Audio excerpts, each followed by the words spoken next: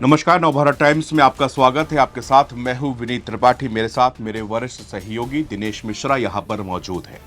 Operation सिंदूर की सफलता और भारत की आतंक के खिलाफ जीरो टॉलरेंस की नीति को बताने के लिए भारत से प्रतिनिधि मंडल भेजा गया। ये विश्व के तमाम देशों में जाएगा और बताएगा कि कैसे भारत ने आतंक की कमर तोड़ी, पाकिस्तान के अंदर घुसकर तोड़ी। इसके लिए 7 अलग अलग डेलीगेशन बनाए गए। कई देशों में जाकर ये पूरी तरह से उन देशों को ये बता रहे हैं कि किस तरह से आतंकवाद का ये पाकिस्तान जो है वो आतंक को पैदा करने वाला मुल्क है और भारत ने जिन जगह पे टारगेट किया था वो सब आतंक के दिनेशी बड़े अड्डे थे, जहां पर जिहाद के नाम पर छोटे छोटे बच्चों को बहला फुसला कर लाया जाता था और उनको जिहाद के नाम पर दूसरे मुल्क यानी कि भारत भेजकर और यहां पर दहशतगर्दी का खेल खेला जाता था। शशि थरूर एक डेलीगेशन को लीड कर रहे हैं, कांग्रेस के लीडर हैं, प्रखर वक्ता हैं और इस समय उनकी चर्चा बहुत जोर शोर से हो रही है। जोर तोर से इसलिए भी हो रही है, एक तो हिंदुस्तान के अंदर खुद उनकी पार्टी के नेता जो है उनको टारगेट कर रहे हैं और दूसरी तरफ शशि थरूर विदेशों में जाकर आतंक को बिल्कुल पाकिस्तान को बेपर्दा कर रहे हैं जी। तो दिनेश जी, ये लोग ये पूछ रहे हैं, सोशल मीडिया पे बहुत तरह की बातें हो रही हैं कि आपने शशि थरूर को भेजा जबकि वो आपकी सरकार पे नहीं थे, हालांकि ये ऑल पार्टी डेलीगेशन था, लेकिन क्या लोग कह रहे हैं कि भविष्य में आप शशि थरूर को किसी बड़े पद में देख सकते हैं सरकार में? क्या भारत में ऐसा संभव है, हो सकता है? क्योंकि और दूसरी तरफ कांग्रेस भी उन पर बहुत बड़े बड़े आरोप यहाँ पर नेता उदित राज ने आज ही जो है उन पर लगाए हुए हैं। जी, देखिए, शशि थरूर जो है एक विद्वान लीडर हैं और उन्होंने कई मसलों पर और कई समय पे अपनी राय रखी है और पार्टी से अलग हट करके वो लाइन भी कई बार लेते रहे हैं। लेकिन इसका ये मतलब कतई नहीं लगाया जाना चाहिए कि वो पार्टी लाइन के खिलाफ हैं, जैसा कि उदित राज कह रहे हैं। उदित राज कह रहे हैं कि वो बीजेपी के प्रवक्ता हैं और कुछ लोग कह रहे हैं कि वो कांग्रेस में होकर भी कांग्रेस के नहीं हैं, कुछ इस तरह की बातें कर रहे हैं, लेकिन ये सच नहीं है। ये शुरू से अगर आप इतिहास, भारत के राजनीतिक इतिहास की बात करें तो शुरू से आप देखेंगे जैसे नेहरू ने गैर जो पार्टी, अपनी पार्टी कांग्रेस के अलावा भी जैसे वाजपेयी को और भी कई जो बड़े नेता थे उनको अपने मतलब प्रतिनिधि मंडल में शामिल करना और कई कमेटियों में शामिल करना, इस तरह के काम होते रहे हैं। तो ये कोई बड़ी चीज़ नरसिम्हा राव ने शामिल किया, जैसे सुब्रमण्यम स्वामी को उन्होंने शामिल किया, कुछ आर्थिक मामलों कमेटी बनाई और कैबिनेट मंत्री का लेवल का एक दर्जा भी दिया। कैबिनेट मंत्री तो वो बन नहीं सकते, लेकिन कैबिनेट मंत्री लेवल का एक दर्जा होता। कैबिनेट मंत्री विपक्ष के नेता को ही मिलती है कैबिनेट मंत्री लेवल का दर्जा, लेकिन और भी कमेटियों में वो मिल जाती है। तो अब जो ये सवाल उठा रहे हैं कि काश पीएम मोदी इनको विदेश मंत्री बना देते, उदित राज ने बोला, तो वो तंज कसा है, ऐसा संभव भारत में नहीं है। क्योंकि भारत में आप देखिए तो जैसे जनप्रतिनिधित्व कानून 1951 है, दल बदल कानून है, कई और ऐसे कानून है पार्टी के भीतर। उसमें जैसे नियम है कि अगर आप ये क्या कहते हैं, पार्टी लाइन से अलग हट करके और पार्टी के विरुद्ध खिलाफ गतिविधियों में शामिल होकर पार्टी खिलाफ साजिश रचने या अनुशासनहीनता, अब अनुशासनहीनता का जो आरोप है उसका दायरा छोटा भी हो सकता है, बड़ा भी हो सकता है। वो पार्टी तय करती है कि अनुशासनहीनता में आता क्या आता है, तो वो पार्टी तय करेगी। तो अब इस आधार पे अगर भविष्य में हो सकता है कि शशि थरूर को इन चीज़ों को झेलना पड़ सकता है, लेकिन इसका मतलब ये नहीं कि वो सरकार के पक्ष में जा रहे हैं या पाले में जा रहे हैं या फिर अपनी पार्टी के खिलाफ जा रहे हैं, ऐसा नहीं है। तो इतना ये हो हल्ला क्यों मचा हुआ है? क्योंकि देखिए ये जो ऑपरेशन सिंदूर था, ये जिसको लेकर ये डेलीगेशन पूरा गया हुआ है, ये दरअसल पाकिस्तान की हकीकत को बाकी देशों को बताने गया है। ये पूरे भारत का मामला है, ना कि बीजेपी, कांग्रेस या अन्य दल का मामला है। शशि थरूर जो है वो एक प्रखर वक्ता हैं, जैसे आपने बताया विद्वान हैं, तो आप क्या जब अगर उनके ऊपर क्या मुश्किलें यहाँ पर हो सकती हैं, क्योंकि उनके ऊपर क्या अभी कार्रवाई कांग्रेस कर सकती है, ऐसा भी कुछ प्रावधान? हाँ, जैसे नोटिस दे सकती है, कारण बताओ नोटिस जारी कर सकती है। इसके अलावा अनुशासनहीनता के आरोप लगा सकती है, या फिर अंदरूनी एक जांच बैठा सकती है कि इन्होंने क्या क्या इस तरह की गतिविधियां की हैं। तो इस तरह के काम कर सकती हैं, लेकिन सीधे तौर पे इतने बड़ी लीडरशिप के खिलाफ, क्योंकि थरूर ने खुद कहीं भी इस तरह के वक्तव्य नहीं दिए। उन्होंने सिर्फ ऑपरेशन सिंदूर और पाकिस्तान के आतंकी संगठनों के पनाह देने के उसको बेनकाब किया है। 5 देशों की यात्रा पे है डेलीगेशन, तो पनामा में बोले हैं और भी जगह पे। तो उन्होंने एक तरह से भारतीय सेना की तारीफ की और सरकार की भी कहीं कहीं उस बहाने तारीफ कर दी कि सरकार ने स्टैंड लिया इस मुद्दे पे। तो ये कोई मतलब खराब बात नहीं है।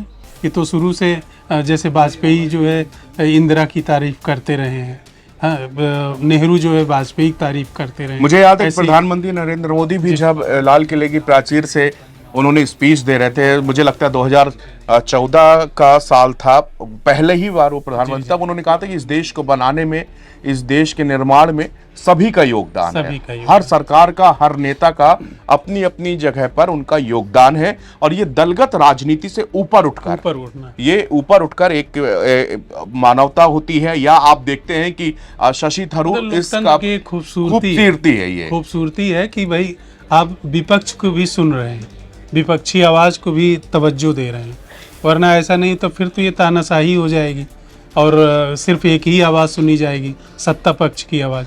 और ज़रूरी नहीं कि अगर विपक्ष के प्रतिनिधि किसी नेता को शामिल किया जाता है तो उससे लोकतांत्रिक दायरा जो है वो बड़ा होता है।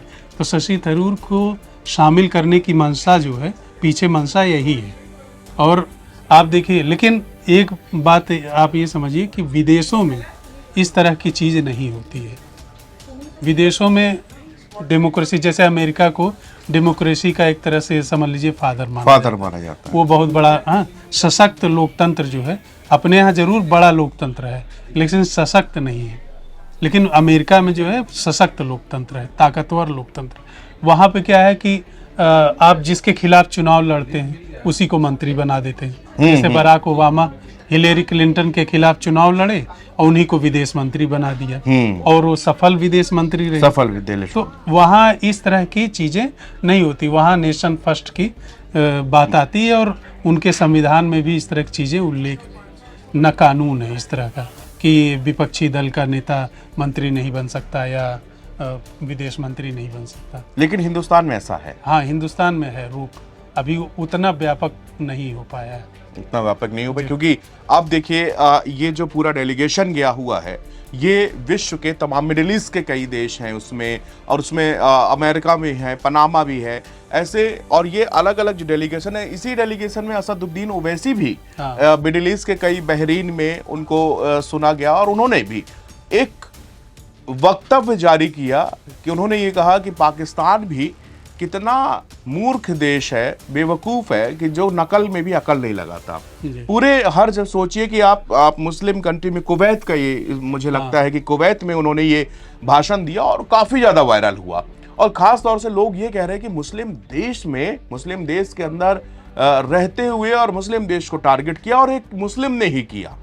और यही भारत का एक लोकतंत्र है, यही भारत की एक आत्मा है, जो कि आज दिख रहा है। शशि थरूर के साथ पूजा करते समय सरफराज जो कि जेएमएम के राज्यसभा सांसद है, वो भी वहां पे पूजा करने जाते हैं, दिनेश जी। उनके साथ सिख प्रतिनिधि मंडल भी होता है। तो हिंदू, मुस्लिम, सिख, ईसाई सब लोग मिलके मंदिर जा रहे हैं। यही भारतीय लोकतंत्र की खूबसूरती, यही भारतीय लोकतंत्र की खूबसूरती भी है दिनेश जी, और यही पूरे देश और दुनिया में चर्चा का विषय भी है। भारत में इतनी सारी जातियां, इतनी सारी भाषाएं, इतने सारे मजहब, पंथ, संप्रदाय, सब कुछ होते हुए भी हम एक सूत्र में बंधे हुए हैं। भले ही घर में 4 लोग रहते हैं तो आपसी मनमुटाव, झगड़े, ये सब चीजें होती रहती हैं, लेकिन उसके बावजूद जिस समय पाकिस्तान ने, पहलगाम में आतंकियों ने हमला किया, ये देश एक मुट्ठी की तरह बंध गया, एकजुट हो गया और आतंक पर प्रहार किया, और इतना तगड़ा प्रहार किया कि आज दिन तक असीम मुनीर और शहबाज शरीफ उन घावों को भर नहीं पा रहे हैं। बार बार नकार रहे हैं कि यहां पर भारत ने ये नहीं किया, वो नहीं किया। झूठी तस्वीरें एक दूसरे को तोहफे में दे रहे हैं, क्योंकि उनको अपनी आवाम को बरगलाना है, अपनी आवाम को झूठा दिखाना है। अपनी आवाम को अगर वो सच्चाई बता देंगे कि हमारे 11 एयरबेस उड़ गए हैं, अगर वो ये बता देंगे कि हमारे इतने सैनिक मारे गए हैं, इतने बंकर उड़ा दिए गए हैं, तो शायद मुझे लगता है कि वहां पर स्थितियां बिगड़ जाएंगी। जी दिनेश जी, अगर ये सच्चाइयां वहां पे होगी तो पाकिस्तान, वहाँ पाकिस्तान में सेना का ही आप कह लीजिए कि राज है, जो राज लोकतंत्र का होना चाहिए। लोकतंत्र दिखावे का है या कह लीजिए कि बहुत हल्का फुल्का है, वो अभी प्राइमरी स्टेज पे है और सांसें गिन रहा है। वहाँ जब भी डेमोक्रेसी कभी मजबूत ही नहीं हुई, क्योंकि पाकिस्तान ने हमेशा तानाशाही का रास्ता चुना, तख्ता पलट का रास्ता चुना। वहाँ मतलब लोगों की आवाज़ सुनने का या लोगों के क्या कहते हैं वोटिंग के राइट्स को लेकर के या और भी चीज़ों को लेकर के वहाँ पे जितनी भी डेमोक्रेटिक प्रोसेस है उसको नहीं अडॉप्ट किया गया। वहाँ पे हमेशा जो है उन चीज़ों को तवज्जो दी गई जो तानाशाही की ओर ले जाती। इसीलिए वहाँ आज आतंक पल रहा है। आईएसआई जैसे अर्ध समझ लीजिए सीक्रेट एजेंसियां, अर्ध इसलिए मैं कह रहा हूँ कि क्योंकि वो भी आतंक में शामिल है। आप देखिए उनके जैसे बैट जो है उनका एक संगठन है, तो वो उसमें लश्कर और जैश के आतंकी भी होती हैं और सेना के भी लोग होते हैं, आईएसआई के भी लोग होते हैं।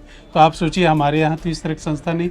हमारे यहाँ क्या पूरी दुनिया में आप देख लीजिए, चाहे मोसाद हो चाहे अमेरिका की CIA हो, कोई आतंकियों को अपनी उसमें सीक्रेट खुफिया एजेंसी में शामिल नहीं करता। लेकिन आपको ये खूबसूरती जो है पाकिस्तान में देखने को बहुत आसानी से मिल जाएगी कि बैट जैसे उसमें लश्कर के उसके कमांडर, अभी भी 2 दिन पहले भी खबर आ रही थी कि एक ही मंच में तमाम बड़े नेता और आतंकी साफ दिखे। ऑपरेशन सिंदूर के बाद में एक तस्वीर खूब पूरी दुनिया ने देखी, किस तरह आतंकी के जनाजे में पूरा जो है पाकिस्तान का प्रशासन शामिल हो गया। अब इससे बड़ी तस्वीर आप सबूत मांगते हैं, सबूत आप खुद दे रहे हैं और सबके पास में है। वहाँ की सेना ने फूल भेजे, वहाँ की सेना ने फूल भेजे, वहाँ के आर्मी के तमाम बड़े अफसर उसमें शामिल होते हैं।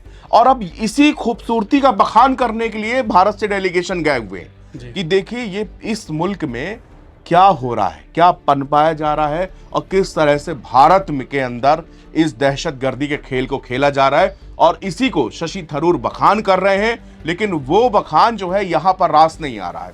हिंदुस्तान में बैठे कांग्रेस के नेता उदित राज के जो बयान आया उससे उनको लग रहा है कि ये प्रधानमंत्री मोदी के सबसे बड़े चाटुकार बन गए हैं। ऐसे शब्दों का प्रयोग एक ऐसे व्यक्ति के लिए कर रहे हैं जो विद्वान है, जिसको इस लायक समझा गया है कि जाके वो विदेशों में भारत की बात को मजबूती के साथ रख पाएगा, और वो रख रहा है। असदुद्दीन ओवैसी रख रहे हैं, शशि थरूर हैं, वैजयंत पांडा हैं, और इसमें सुषमा बासुरी स्वराज हैं, और इस तमाम डेलीगेशन में ऐसे विद्वान जो है लीडरों को भेजा गया है। फिलहाल इस चर्चा में इतना ही। देश और दुनिया की तमाम खबरें देखने के लिए बने रहिए नवभारत टाइम्स के साथ। शुक्रिया।